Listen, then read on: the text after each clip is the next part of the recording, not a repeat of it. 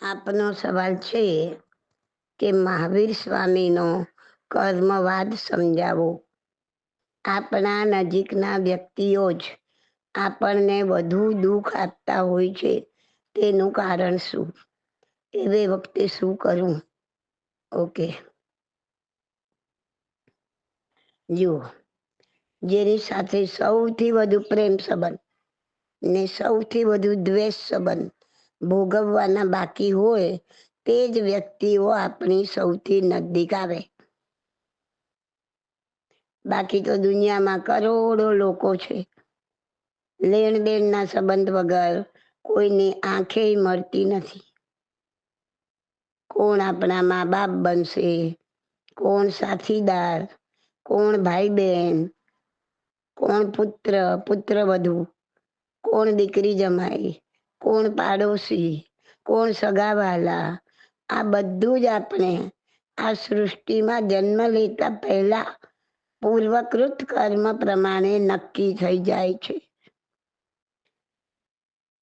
જ્યારે કોઈ આપણા જ નજીકના વ્યક્તિઓ આપણને દુઃખ આપતા હોય, ત્યારે વિચારવું કે આ મારા સગા બન્યા છે, તે પણ મારા જ કોઈ પૂર્વજન્મના લેણ દેણને કારણે તે આજે મારી સાથે વેર રાખી રહ્યા છે.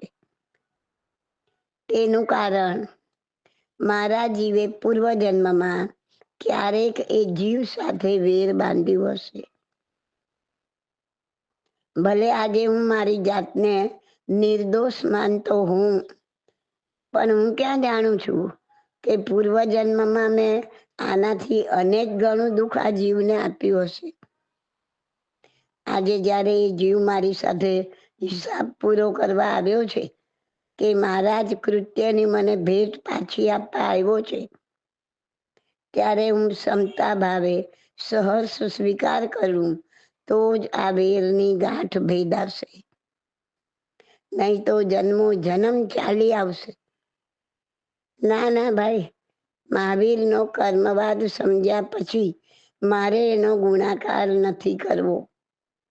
મને આ દુઃખ ક્ષમતા ભાવે વેદવાની હે પ્રભુ શક્તિ આપો, શક્તિ આપો.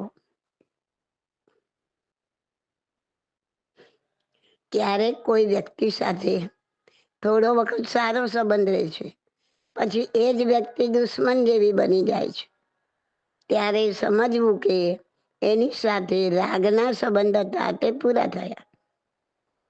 હવે વેરના સંબંધ ચાલુ થયા લાગે છે. આવા વખતે બે વસ્તુ ધ્યાનમાં રાખવી.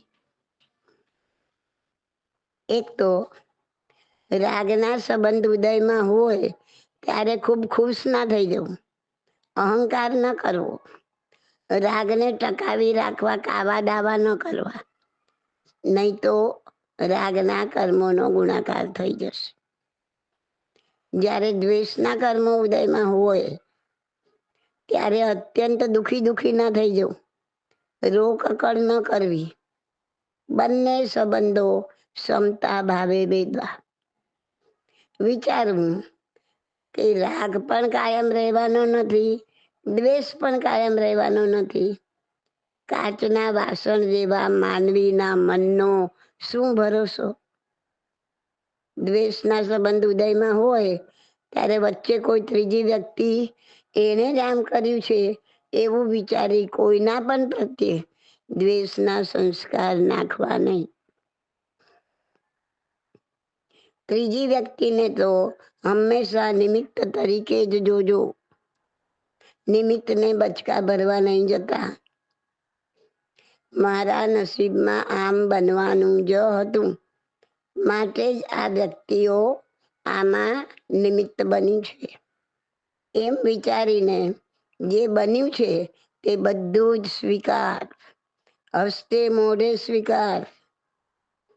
આવે વખતે મહાપુરુષોનું જીવન યાદ કરવું. ખુદ મહાવીર ભગવાનને એમના દીકરી જમાઈ જ એમના વિરુદ્ધમાં હતા, તો શું મહાવીર સ્વામીએ એમના પર રોષ કર્યો? જો રોષ કર્યો હોત તો તે મહાવીર સ્વામી બની શકત? તમારા નજદીકના સગાને જ તમને ખરાબ ચિતરવામાં વધુ રસ હોય છે. દૂરનાને તો શું પડ્યું હોય. પાર્શ્વનાથ ભગવાનને એમના સગા ભાઈનો જીવ 8 બહુ સુધી એમને મારવા વાળો બન્યો. એક નાની સરખી બેરની ગાંઠ કેટલું મોટું વૃક્ષ બન્યું. ગાંધીજીને આખી દુનિયા માન આપે છે. એમનો ખુદનો દીકરો જ એમની વિરુદ્ધમાં હતો. ઈસુ ખ્રિસ્તને ખિલ્લા ઠોકવા વાળા એમના જ માણસો હતા. આ બધાનો વિચાર કરી મનને સમજાવવું કે કસોટી તો સોનાની જ હોય, પિત્તળની ના હોય. અગર હું પિત્તળની કક્ષામાં છું તો મારે મારી ભૂલો સુધારીને સોનાની કક્ષામાં આવવું. અગર હું સોનાની કક્ષામાં છું તો જાતને ભગવાનના ભરોસે છોડી દેવી. મહાવીર સ્વામીનો કર્મવાદ સમજ્યા પછી દરેકે દરેક જીવ આપણી સાથે હિસાબ જ પૂરો કરવા આવે છે તેમ સમજી હૃદયમાં ક્ષમતા ધારણ કરવી. છતાં પણ આ જીવ, આપણો જીવ, કરોડો વર્ષોના સંસ્કાર સાથે લઈને આવ્યો છે. તે કારણે કદાચ તે વ્યક્તિ ઉપર કે નિમિત્ત ઉપર ખૂબ દુઃખ કે દ્વેષ પણ થઈ જાય. છતાં બને તેટલા જલ્દી ભાનમાં આવી જઈ હૃદયથી પણ દુશ્મનની ક્ષમા માંગી લેવી. દુશ્મનની પણ ક્ષમા માંગી લેવી. બને એટલું આત્મભાવમાં લીન થવું. તેથી આ કર્મ વેદાશે. આ સવાલ જવાબ પ્રશ્નોત્તર રત્નમાલા ભાગ 1 એમાંથી 345 નંબરનો આ જવાબ છે. મારી 3 બુક બહાર પડી ગઈ છે. પ્રશ્નોત્તર રત્નમાલા ભાગ 1, ભાગ 2, ભાગ 3. ભાગ 1માં 350 સવાલ જવાબ જૈન તત્વજ્ઞાન પર, પણ એકદમ સરળ ભાષામાં. તત્વજ્ઞાન સાંભળીને એમ નહીં સમજતા કે બહુ હાઈ લેવલ હશે. આ તમે જવાબ સાંભળ્યો ને એટલા જ ઇઝી જવાબો છે બધા જ. ભાગ 2માં પણ 350 અને ભાગ 3માં 250, એમ ટોટલ 950 સવાલ જવાબ છે. પુસ્તકો બિલકુલ ફ્રીમાં છે. તમે એક સેટ વસાવી લો. તમને બુક્સ જોતી હોય તો કોઈ પણ એડમિનજીને મેસેજ કરો કે અમારે આ બુક જોઈએ છે, તો તમને એક એડ્રેસવાળી પીડીએફ મોકલાવશે. એમાં 40-45 જગ્યાએ આપણે બુક સેન્ટર રાખેલા છે. એ નામ અને એડ્રેસ હશે.